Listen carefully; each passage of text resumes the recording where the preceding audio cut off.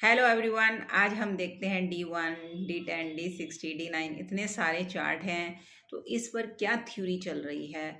तो सबसे पहले है D9 चार्ट सबसे ज़्यादा इम्पॉर्टेंट माना जाता है, लेकिन मैंने उसका कोई प्रभाव नहीं देखा।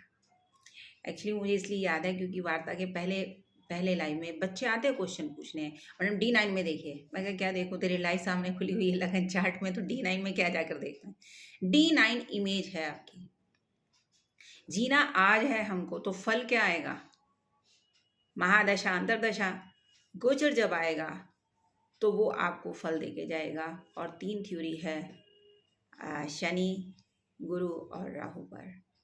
अगर आपने चेंज ऑफ प्लेस करना है चंद्रमा के त्रिकोण में गुरुदेव होने जी, हर 5 साल बाद ये बनता है योग। उसके बाद बीमारी कब आनी है, जब जुपिटर से राहु की ट्रांजिट होती है। तो मैं आज को देख रही हूँ, मैं D9 को थोड़ी देख रही हूँ। क्या D9 पर मेरा विश्वास है? मेरा किसी चार्ट पर विश्वास नहीं, जबकि ये रिसर्च करी हुई है। इतने सारे चार्ट हैं। किसी ने मान लीजिए बिजनेस करना है, वो D10 में जाके देखेगा मुझे कौन सा बिजनेस करना है। तो सबने चार्ट तो देखे हुए हैं, फिर बिजनेस का ऐसा बुरा हाल है, सबने लोन ले रखे हैं। मैं देखा है जी ये डाइवोर्स नहीं है, तो भी सबके डाइवोर्स हो रहे हैं। यथार्थ नहीं है ना, सत्य नहीं है इस बात में, क्योंकि किसी ने अनुभव नहीं करा। बस उसने कहा है, मैंने मान ली और आगे चल पड़ा मैं। यही हुआ है एस्ट्रोलॉजी में। किसी ने रिसर्च नहीं करी, किसी ने एक्सपेरिमेंट्स ही नहीं करा कि 100-200 कुंडलियों पर ये कितना यथार्थ रहा। लेकिन D9 को सब मानते हैं। अब अगर मान लीजिए किसी की मैचिंग करनी हो, तो मैचिंग 2 की होगी ना, 2 पर्सनैलिटी की होती है, 2 शरीर की होती है, 2 लगन चार्ट की होती है।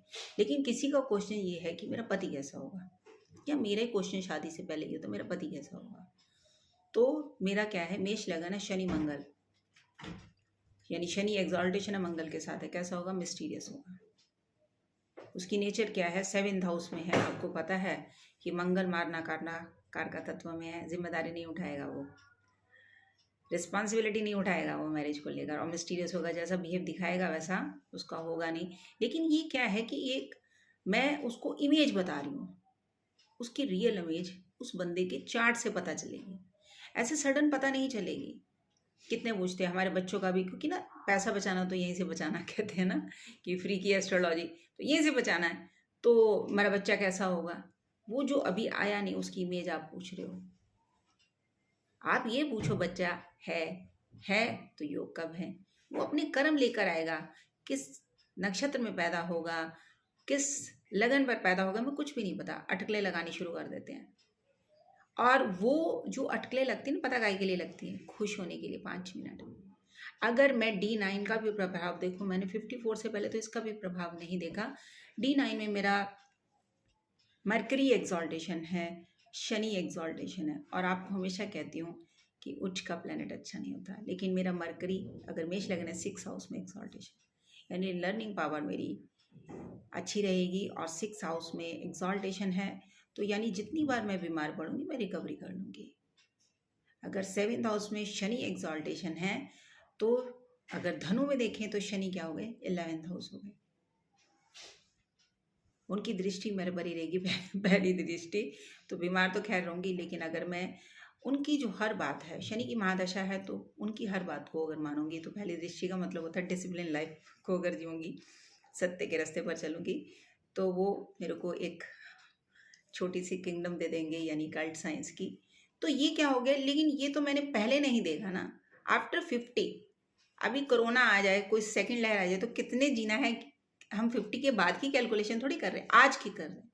तो आज के लिए ना आप इतना D9 D60 के लिए पास्ट लाइफ देखो, D1 के लिए ये देखो, कुछ मत देखो। लगन चार्ट पर ही अपनी फोकस बना के रखो।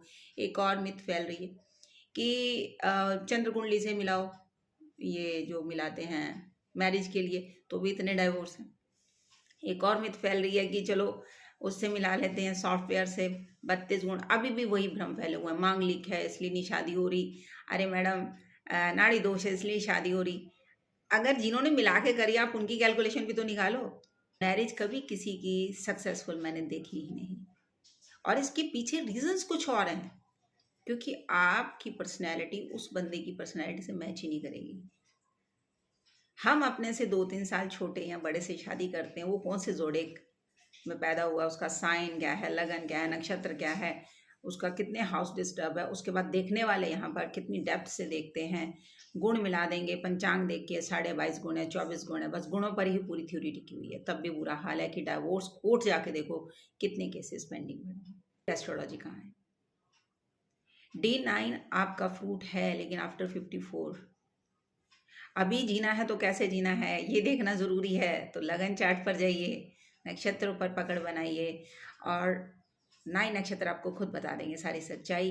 लेकिन दम है कि आपके अंदर ही सच सुनने का दम होना चाहिए। सामने वाला बोलता भी रह जाएगा, आप क्या करोगे? उसको रिप्लेस कर दोगे, चल तुझे कुछ नहीं आता, मैं किसी और पर जाता हूँ। लेकिन टाइम निकल जाएगा, बात सत्य होगी, क्योंकि प्लेनेट आए आपको पनिशमेंट करने के लिए। तो सडन किसी को सच बता दो ना, तो हैं क्या बोला है, तो बोल, मैंने कहा मेरी आदत है कि मैं कुछ और देखती हूँ तो वो भी साथ ही बता देती हूँ। वो कहेगा अभी तक तो किसी ने बताया नहीं, अब सच हो गया तो डर के मारे नहीं आएगा। डर के मारे इसलिए नहीं आएगा कि मैडम आप ना गुस्से होते हो। मैंने कहा मैं गुस्सा किसी पर नहीं होती, मेरी कोशिश क्या रहती है कि जिस तक पहुंचा दूं और भगवान इसके कान हो ये सुन ले। क्योंकि एक बार भगवान भी आपकी हेल्प करेगा। बार बार जाते हो ना मंदिर आप प्रार्थना करने, तो अगर आप सोचते हो वहाँ मूर्तियों में, वो भी किसी को मैसेंजर बना के भेजते हैं। अगर आपके कान नहीं है, वो पनिशमेंट पहले से लिखे, मुझे कभी किसी चीज़ से सरप्राइज नहीं होता और ना हुआ है। वो इसलिए नहीं हुआ क्योंकि यथार्थ और सत्य पहले से ही पढ़ के बैठी हूँ। तो बहुत पेशेंस चाहिए अपना सत्य और यथार्थ सुनने के लिए और अपने आप को जानने के लिए। मत जानिए इतने सारे चार्ट, आप अपने आप को जान लीजिए। और अपना सत्य हर कोई जानता है, बस एक्सेप्ट नहीं करता, यही सबकी कमी है। इसी तरह आप सच से जुड़ें, मेरे चैनल से जुड़ें, मेरे चैनल को लाइक करें, शेयर करें, सब्सक्राइब करें। डॉक्टर किरण बाबा, अगली बार मिलते हैं एक और सच के साथ, अच्छी बात के साथ। बाय।